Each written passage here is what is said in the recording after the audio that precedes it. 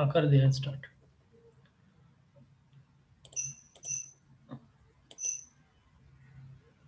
Account receivables,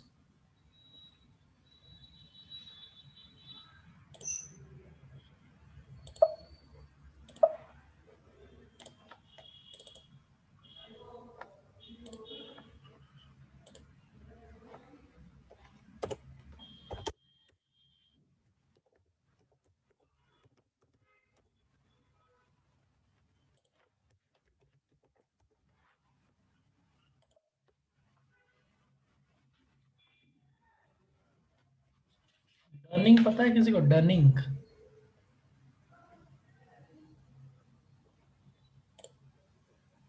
नहीं पता है। हाँ सर, एक डनिंग तो वो प्रोसीजर होता है जब हम रिमाइंडर देते हैं सर करेक्ट करेक्ट, वही उसी का बात कर रहा हूँ। कस्टमर्स को पेमेंट की डेट आ गई।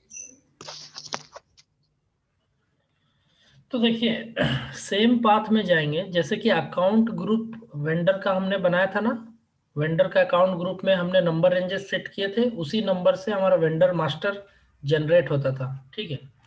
सेम उसी तरह यहाँ पे कस्टमर अकाउंट है। देखिए कस्टमर अकाउंट को क्या करेंगे, इसमें भी मास्टर डेटा जो रहेगा उसको सेटअप करेंगे।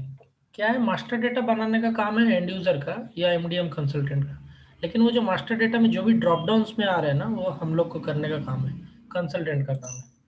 तो अभी जैसे देखिए account receivable and payable, customer account, master data, इसमें जाएंगे तो preparations for creating customer master, इसमें जाएंगे।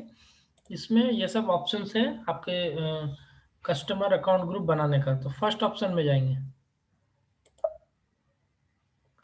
यहाँ पे देखिए sold to party, ship to party, bill to party, payers, good recipients, ठीक है। तो ये सब होता क्या है, अकाउंट ग्रुप होता क्या है? सोल्ड टू पार्टी माने जिस पार्टी को हम सोल्ड कर रहे हैं, बेच रहे हैं, वो पार्टी का अगर क्रिएट कर रहे हैं तो उसके लिए।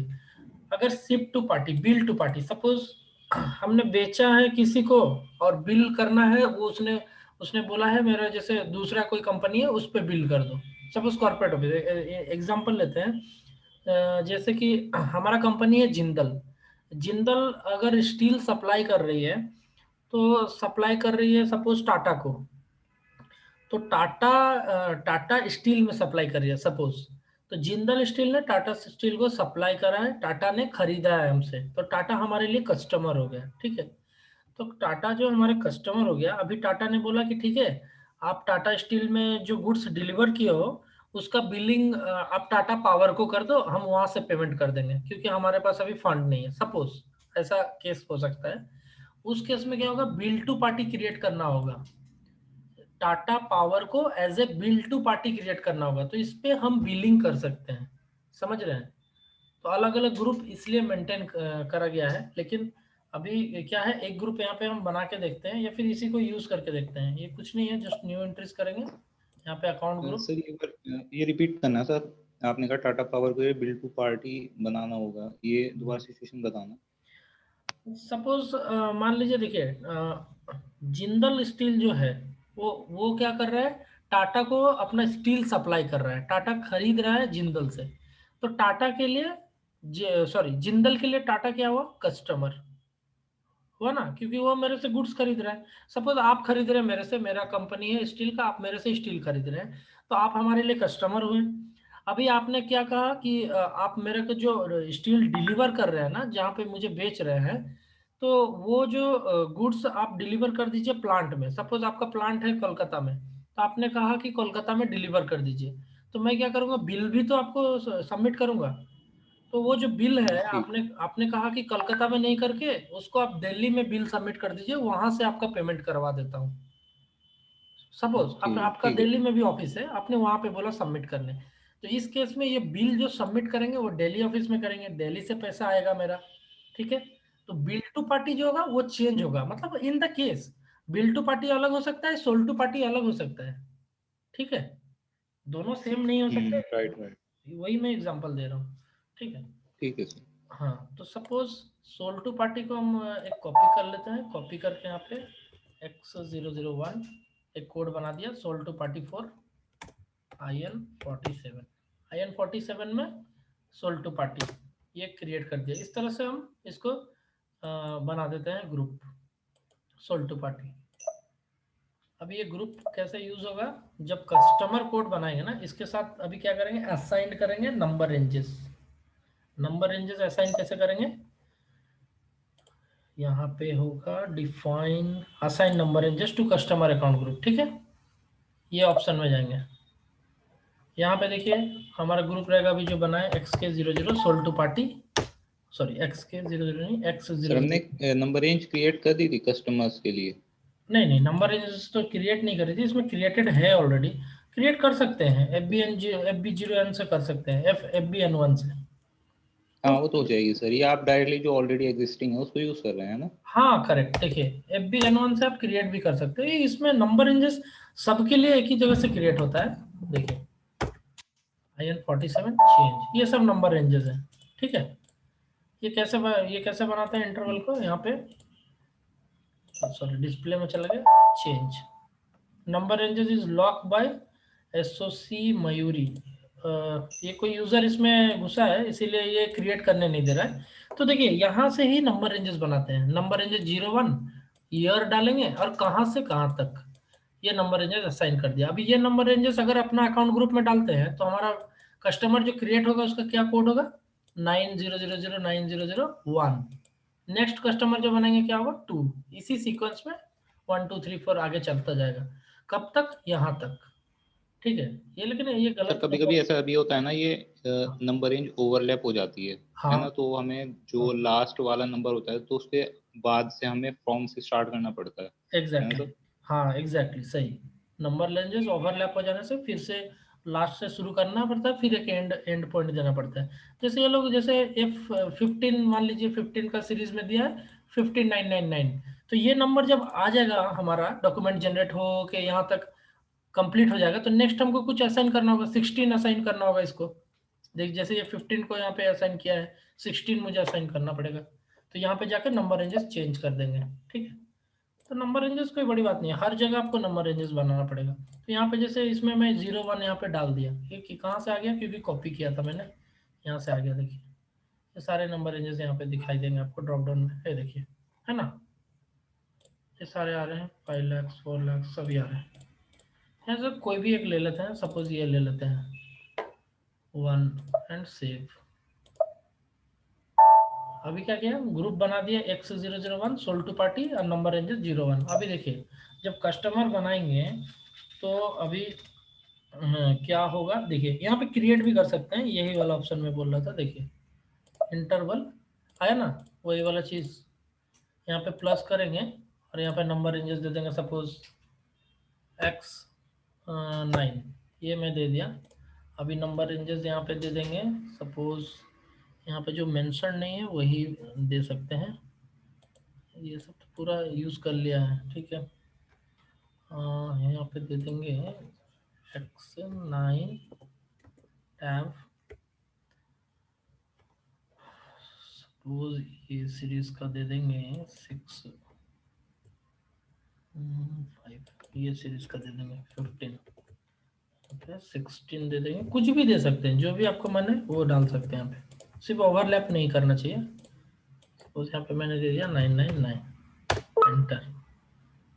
इंटरवल ऑलरेडी एग्जिस्ट, अच्छा X9 ऑलरेडी किसी ने लेके रखा है, तो यहाँ पे हम XA कर देते हैं। देखिए अभी क्रिएट हो गया, inter from number greater than 0, okay कहाँ गया X9, ये 00 हो गया। इसमें नंबर रेंजेस नहीं ले रहा है एक्चुअली, इसको चेंज करता हूँ, रुकिए 17 से करते हैं। ओ XA ले लिया, तो ये वाला X9 को डिलीट कर देते हैं। हाँ डिलीट करना पड़ेगा सर। हाँ हाँ, XA जो बनाया था ये ले लिया, 16 से लेकर 1699। अभी XA को मैं असाइन कर देता हूँ आपका ग्रुप में। देखिए मेंटेन इंटरवल हो गया, चेंजेस सीरीज।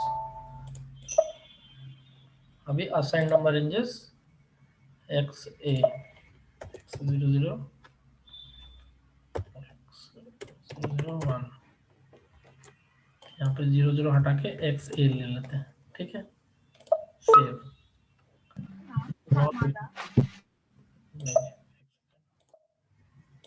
इसको बैक करके आना पड़ेगा फिर से, क्योंकि यहाँ पे खुला हुआ है।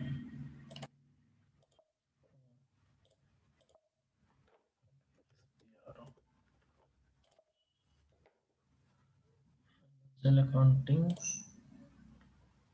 Account receivable, payable, customer, master data, preparations, sign number इंजर्स टू कस्टमर, X001 X से नंबर नॉट डिफाइंड। अभी तो डिफाइंड किया हम लोगों ने, क्यों नहीं हो रहा? एक सेकंड,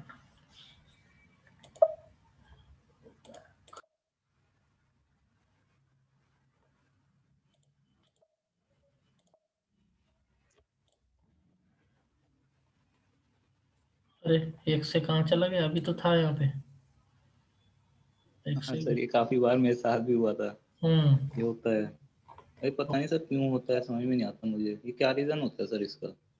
एक्चुअली देखिए, ये नंबर सब जो यहाँ पे है ना, अजीब अजीब टाइप का, देखिए ये सब जो दे के रखा है पूरा ओवरलैप, इसमें तो कुछ भी क्रिएट नहीं होगा। जैसा ये लोग देखे हम्म। रखे हैं ना, कुछ भी क्रिएट नहीं होगा। तो नंबर रेंजेस पहले सही से मेंटेन करना चाहिए। ये जैसे ए से जेड दे दिया ना, सारा तो यही इसने ही बुक कर लिया पूरा। इसको पहले सारे डिलीट बुक करो। कर दिया। हाँ, तो अभी जैसे देखिए इसमें 8 वाला लेता हूँ।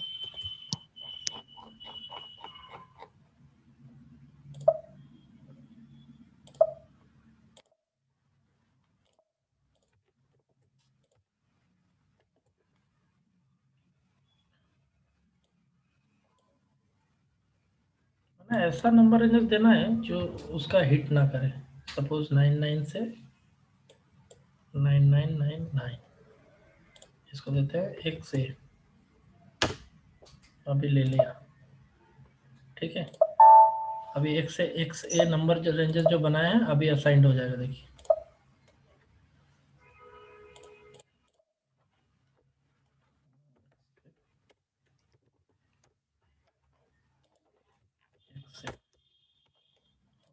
सेव हो गया, नंबर रेंजेस असाइन हो गया। अभी जो नंबर जनरेट होगा ना, वो क्या हम्म। होगा? 9000 से होगा, सॉरी 8000, क्या था, 99 समथिंग था। ठीक है, देखते हैं।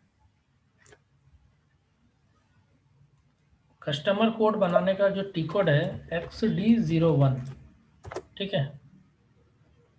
और अभी जो हाना में क्या है, BUP1। देखिए यहाँ पे अभी हमारा ग्रुप आ गया होगा X001, उसी को लेना है। ये देखिए, सोल्ड टू पार्टी IN47 आ गया। अभी यहाँ कस्टमर कुछ भी नहीं डालना है, क्योंकि ऑटो जनरेट होगा। कंपनी कोड डालना है IN47 एंड प्रेस एंटर। यहाँ पे देखिए नेम, सपोज मैं डालता हूँ यहाँ पे टाटा स्टील LTD लिमिटेड। ये मेरा कस्टमर है, मैं इसको बना दिया, यहाँ पे लिख दिया कोलकाता, कंट्री IN। ये सेम है, जैसे वेंडर मास्टर मेंटेन करते हैं सेम उसी तरह कस्टमर मास्टर मेंटेन करते हैं। और ये जोन है, मैंने किस जोन से बिलोंग करता है कस्टमर। रीजन होगा 25 वेस्ट बंगाल, ठीक है। यहाँ पे phone number, email number same form है, और कुछ यहाँ पे डालना नहीं है, एंटर। अभी कंपनी कोड डेटा में क्लिक करना है, यहाँ पे रिकॉन्सिलिएशन अकाउंट। ये रिकॉन अकाउंट वेंडर में भी डालते थे।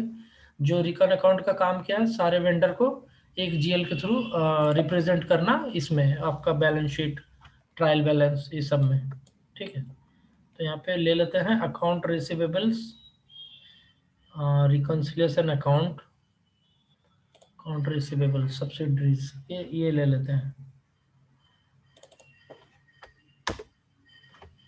उसके बाद यहाँ पे कुछ नहीं करना है, सेव। देखिए 800999 ये नंबर जनरेट हुआ ना, यस सर।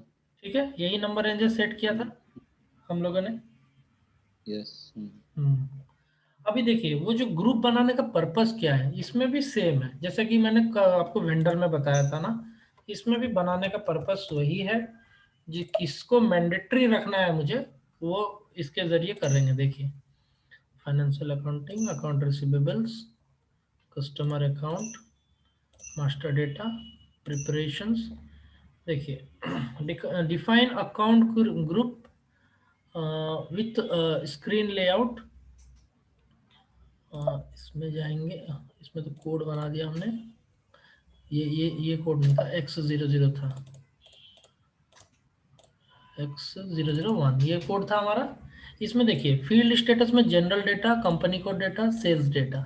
तो जनरल डेटा जैसे हमने फीड किया था अभी, क्या एड्रेस, एड्रेस में डबल क्लिक करेंगे, ये सब रिक्वायर एंट्री है। ठीक है, ये वाला मैंने बताया था ना वेंडर में, सेम इसमें भी वही फंक्शनलिटी है, suppress, require entry, optional entry. इसको करना होगा ना, आप लोग को समझ गए इसको? सर ये तो हो जाएगा, हो ये जाएगा ना? तो हाँ वेंडर की तरह ही है। करेक्ट, एकदम सेम वेंडर की तरह है। जितना भी टैब है वेंडर में भी, इसमें भी सारे डिटेल्स सेम टू सेम रहते हैं लगभग। कंपनी कोड डेटा, देखिए रिकॉन्सिलिएशन अकाउंट मैंडेटरी है, अगर इसको हटा देंगे ऑप्शनल में तो रिकॉन नहीं मांगेगा। सप्रेस कर देंगे तो हाइड हो जाएगा। डिस्प्ले करेंगे तो सिर्फ वहाँ पे दिखेगा लेकिन इनपुट कुछ नहीं डाल सकते। ऑप्शनल रहेगा तो डाल भी सकते, नहीं भी डाल सकते, नॉट मैंडेटरी। तो रिक्वायर एंट्री रखते सर हैं। अभी, हाँ सर जैसे मैंने वेंडर का मास्टर बनाया तो उसमें बाय डिफॉल्ट जो भी ऑप्शंस थे, जैसे अभी ये दे रखे हैं इसमें, तो मैंने वही रखे, इन्हें मतलब चेंज नहीं किया, तो एक रहेगा ना वैसे? हाँ एक रहेगा। आप चेंज करेंगे तभी चेंज होगा, नहीं तो कैसे होगा? आप अलग अलग ग्रुप, अलग अलग जैसे, देखिए ग्रुपिंग करने का मकसद क्या है, अकाउंट ग्रुप क्यों बनाते हैं? सपोज डोमेस्टिक वेंडर है, वो डोमेस्टिक वेंडर में मैं चाहता हूँ सबका एड्रेस मैंडेटरी होना चाहिए। एम्प्लॉय वेंडर है, मैं चाहता हूँ एम्प्लॉय कोड मैंडेटरी होना चाहिए, नहीं तो उसका पैन नंबर मैंडेटरी होना चाहिए। ये सब कुछ स्टेटरी डिटेल्स है जिसको बहुत सारे कंपनी बोलते हैं कि इसके बिना वेंडर कोड नहीं बनाना। तो अगर हम मैंडेटरी कर देंगे तो कोई चाह के भी नहीं बना पाएगा ना, क्योंकि उसके बिना डेटा नहीं डालेंगे तो सेव नहीं होगा। करेक्ट। तो कस्टमर डेटा क्लियर हो गया। हाँ क्लियर है सर ये तो। हम्म।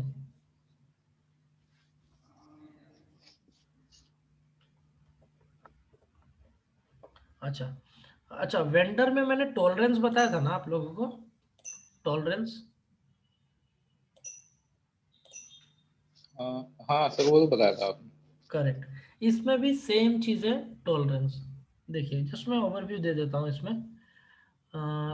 Like account receivable, account payable, business transactions, incoming payments and manual incoming payments, define tolerance group for the employees, assign user to the tolerance group. ठीक है, ये जो मैंने बताया था वेंडर में कि एक ग्रुप जो बनाते हैं टॉलरेंस ग्रुप, उसके अगेंस्ट में एम्प्लॉय को असाइन करते हैं कि कितना उसको परमिशन है। ठीक है, अमाउंट पर डॉक्यूमेंट को एंट्री करने का। ठीक है, तो ये ग्रुप अगर क्रिएट यहाँ पे करके यूजर को यहाँ पे असाइन कर देते हैं। देखिए यहाँ पे असाइन करते हैं ये ग्रुप, जैसे 2003 को 2003 असाइंड है, जैसे इरफान को IR असाइन है। तो ये सब टॉलरेंस ग्रुप का मतलब क्या है ना, एक लिमिट सेट करते हैं यूजर वाइज, जिससे क्या होता है वो उतना का ही एंट्री कर सकता है, ज्यादा का नहीं कर सकता है। सपोज ये सारे में तो उस दिन भी यहाँ पे सेट किया था ना, एक सेकंड देख लेते हैं किसी का। सपोज MIPL, इसको देखिए यहाँ पे 5,55,000 कुछ यहाँ पे परमिशन है पेमेंट करने का, तो इससे ज्यादा का अमाउंट को वो पेमेंट नहीं कर सकता या फिर बिल बुक सर नहीं कर जैसे सकता। ये इसमें फिगर दी हुई है अमाउंट पर डॉक्यूमेंट में 5.555, इसको करेक्ट, हम रीड कैसे करेंगे, मतलब ये फिगर कैसी है सर? ये फिगर जैसे देखिए, अब जो नॉर्मल हम बेसिकली अमाउंट जो डालते हैं ना, इसका फॉर्मेट एक्चुअली गलत है। ये फॉर्मेट चेंज करने का मैं बता देता हूँ कैसे होता है। स्लैश ओ तो एस। बता दीजिए, बहुत कंफ्यूजन होता है इसमें। हाँ हाँ करेक्ट, ये डॉट हो गया पहले, बाद में कॉमा आ रहा है ना, ये गड़बड़ है।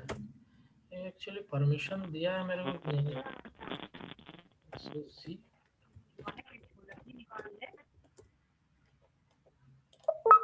नहीं, इसको चेंज करने का परमिशन हम लोग के पास नहीं है, वो मोनिका जी को बोलना पड़ेगा, उनका जो टेक्निकल टीम है ना, जो सर्वर मेंटेन करते हैं, उन्हीं को बोलना पड़ेगा। ऐसे मैं दिखा देता हूँ आपको, दूसरा सर्वर में दिखा देता हूँ कैसे चेंज होता है, क्योंकि इसका जानकारी रखना जरूरी है आप लोग के लिए, ठीक है। ठीक है सर।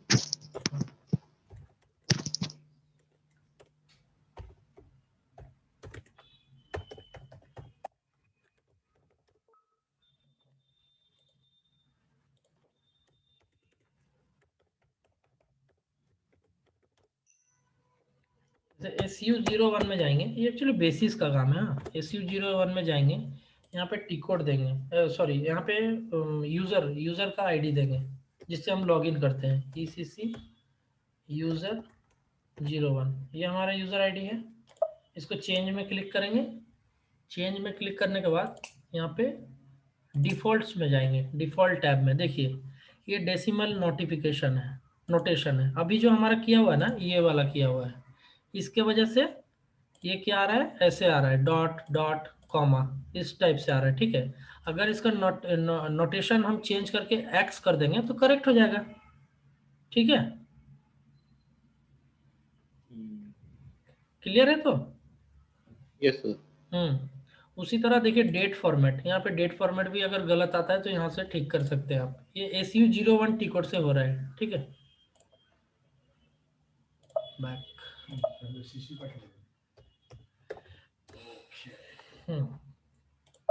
तो ये ग्रुप है जो यूज़र वाइज हम असाइन करके मेंटेन करते हैं, किसको कितना, किस यूज़र को कितना अमाउंट पोस्ट करने का परमिशन है।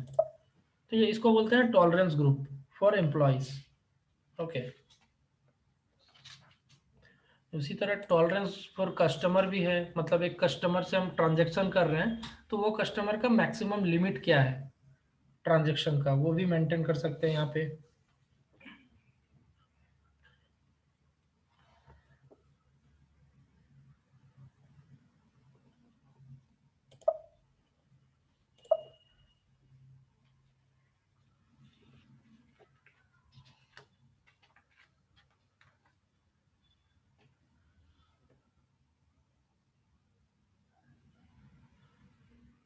तो इसमें डर्निंग देख लेते हैं, एक second. Financial accounting,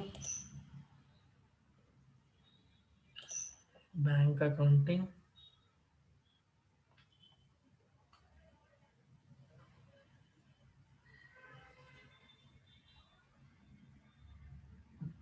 business transaction, okay, business transactions, payment transactions, not bill of exchange transactions, bill of exchange receivables,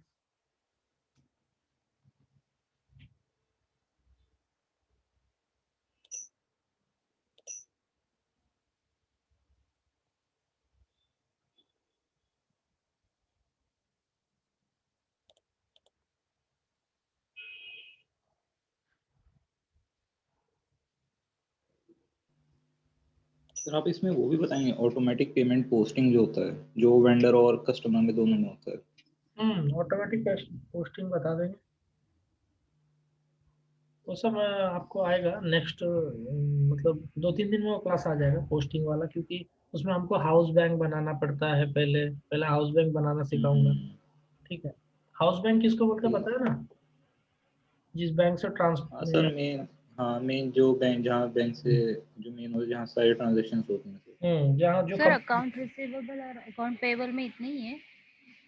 नहीं नहीं, और भी है।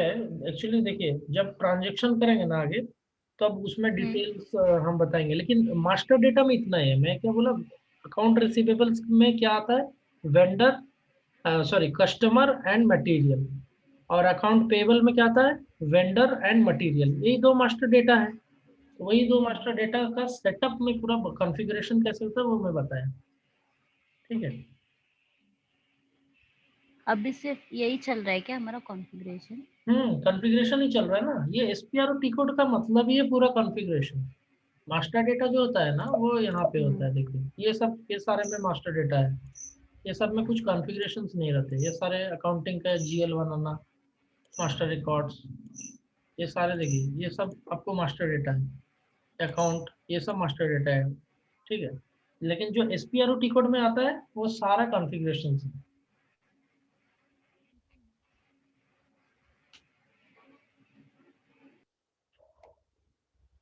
ठीक है।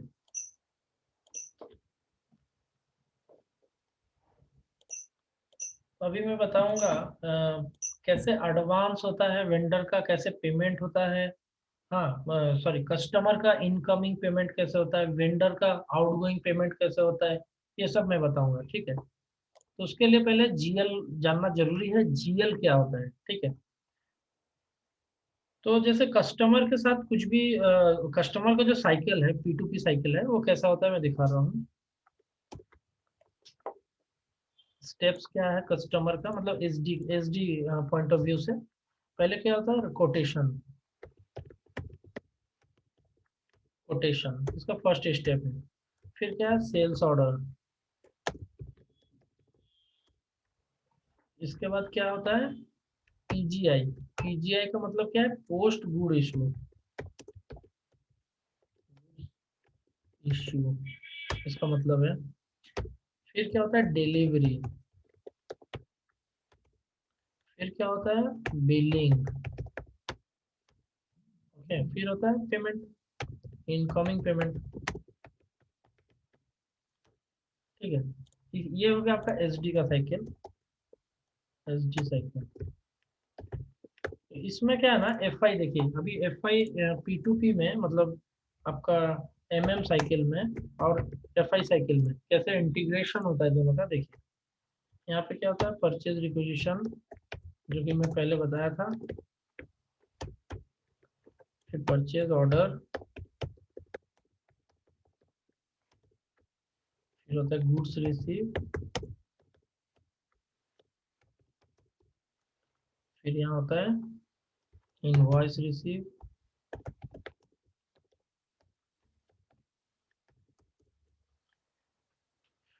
फिर होता है पेमेंट वेंडर। ठीक है, तो देखिए इस दोनों साइकिल में MM और पॉइंट MM NSD में FI का काम कहाँ पे है, FI का सेटिंग्स कहाँ पे हिट करता है। ठीक है, तो FI का जो एंट्री गिरता है वह यहाँ पे गुड्स रिसीव में यहाँ से स्टार्ट हो जाता है, और इसमें PGI से हो जाता है, पोस्ट गुड इशू। क्योंकि देखिए जब भी GL हिट करेगा ना, जनरल लेजर, वहां से FI एंट्री स्टार्ट हो जाता है। तो गुड्स रिसीव्ड होगा या PGI होगा, तो यहाँ पे FI एंट्री क्या जनरेट होगा? जैसे inventory account debit to GRIR account credit. ठीक है, क्रेडिट।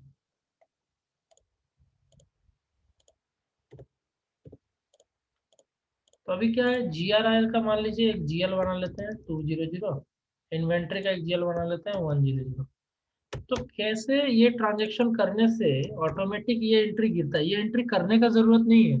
जब हम मीगो करते हैं ना ये ट्रांजेक्शन में, तो ये एंट्री ऑटोमेटिक होता है। मुझे जब जस्ट यहाँ पे परचेज ऑर्डर डालना पड़ता है। कोई भी जैसे परचेज ऑर्डर ले लेते हैं, सपोज ये परचेज ऑर्डर इसका नहीं है।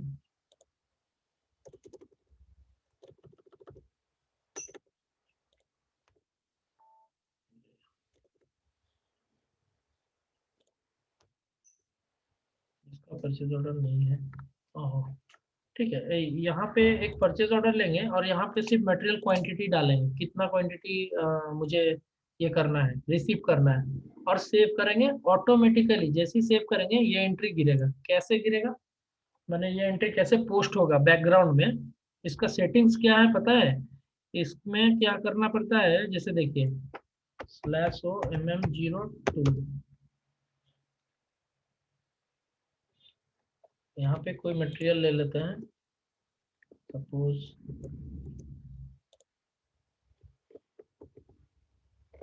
MM02। तो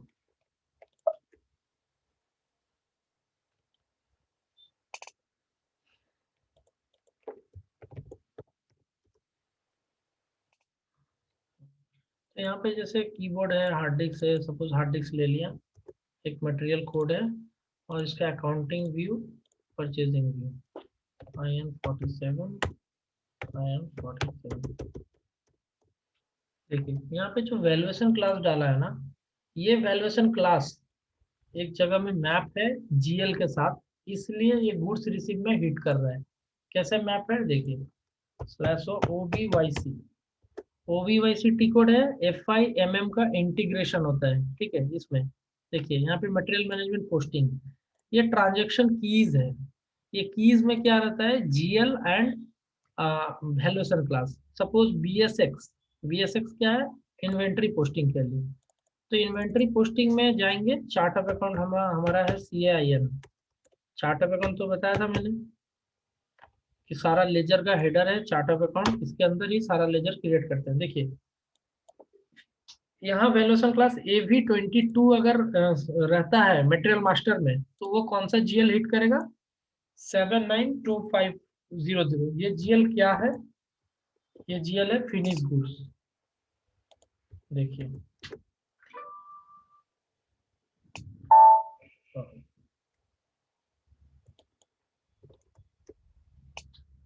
देखिए फिनिश गुड्स इन्वेंट्री, ठीक है।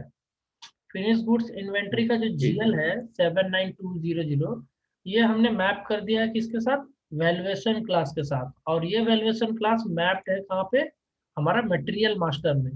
तो जब भी हम इस मटेरियल को प्रोक्यूर करते हैं, जब भी इस मटेरियल को परचेज ऑर्डर बना के गुड्स रिसीव करते हैं ना, तो ये ऑटोमेटिकली ये जीएल को हिट करेगा, डेबिट हो जाएगा और क्रेडिट GRR हो जाएगा, क्योंकि GRR ऑफसेटिंग अकाउंटिंग है। देखिए GRR का यहाँ पे वो एंट्री रहेगा, यहाँ पे GRR करेगा WRX, ये देखिए GRR account WRX last second. इसमें क्या रहेगा, नेक्स्ट जीएल जो उसका क्रेडिट हो रहा है ना, ये जीएल क्या है, GRR के जीएल है, ठीक है। तो ये बाय डिफॉल्ट ये जीएल हमारा क्रेडिट हो जाएगा।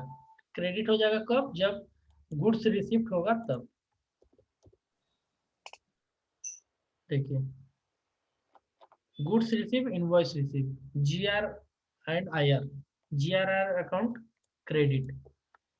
तो ये जो मैं बता रहा था अभी, ये जो क्रेडिट GRR ये अकाउंट हो जाएगा और इन्वेंट्री डेबिट हो जाएगा। तो इन्वेंट्री अकाउंट हिट करेगा किससे, वैल्यूएशन क्लास से। और GRR ये डिफॉल्ट अकाउंट रहेगा मीगो के लिए, ULT। ये किसी भी मटेरियल में कोई भी वैल्यूएशन क्लास होगा, क्रेडिट करेगा डिफॉल्ट अकाउंट को, जो है हमारा GRR account, goods receive account. समझ गए, किसी को कोई ठीक है डाउट है? सर। No sir. ठीक है,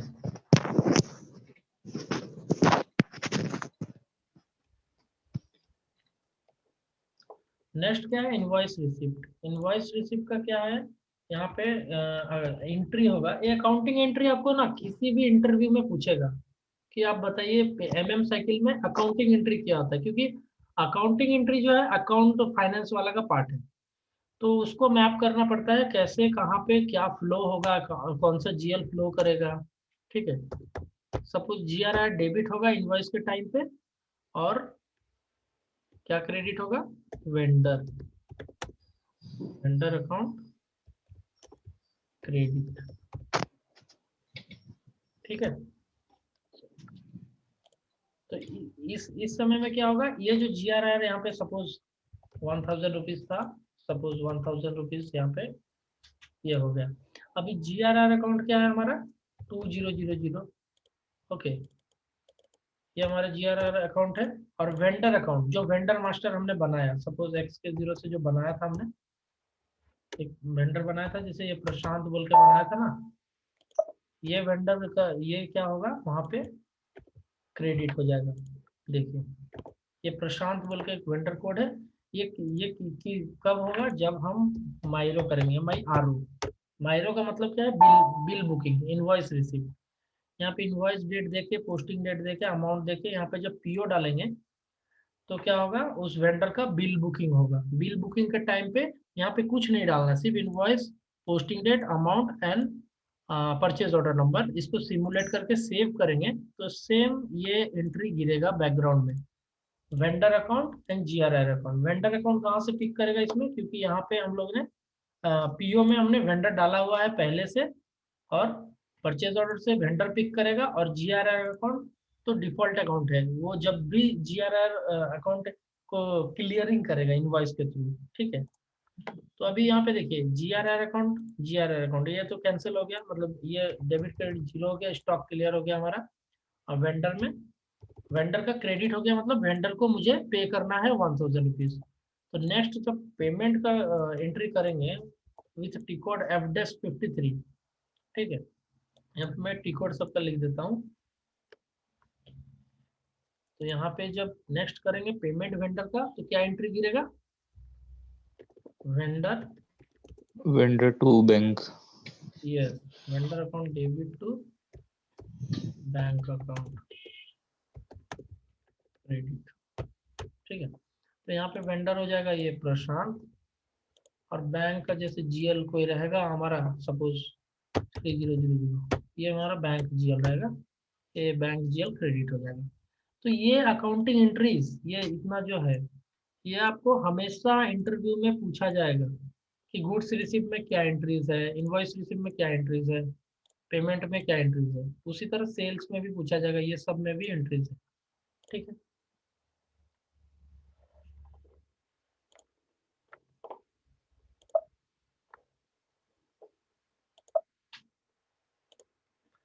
नेक्स्ट क्लास में क्या करेंगे, सारे रिपोर्ट्स के बारे में बता देंगे आप लोग को, कि वेंडर का रिपोर्ट्स कैसे देखते हैं, कस्टमर का कैसे देखते हैं, ट्रायल बैलेंस कैसे देखते हैं, बैलेंस शीट कैसे देखते हैं, किसी भी जीएल का बैलेंसेस कैसे देखते हैं पर्टिकुलर। हाँ, ठीक है सर। और सर हमारे डॉक्यूमेंट टाइप्स तो आई थिंक हुआ था, नहीं हुआ था? डॉक्यूमेंट टाइप्स, हम्म डॉक टाइप्स तो जैसे ट्रांजेक्शन्स में तो डॉक टाइप तो रहता है, मैं बताया था एक बार, तो वो ड्रॉप डाउन में आप देखेंगे हर डॉक्यूमेंट टाइप मतलब डिफरेंट डिफरेंट पर्पस के लिए रहेगा। तो अपडेट 02 से मैं करके दिखाया था आप लोगों को, नहीं है तो फिर रिपीट कर देंगे, कुछ इशू नहीं है। ये जो डॉक्यूमेंट टाइप है ना, हम्म, ये सारे डॉक्यूमेंट ठीक है टाइप है, सर। सेट पोस्टिंग्स, ठीक है। हम्म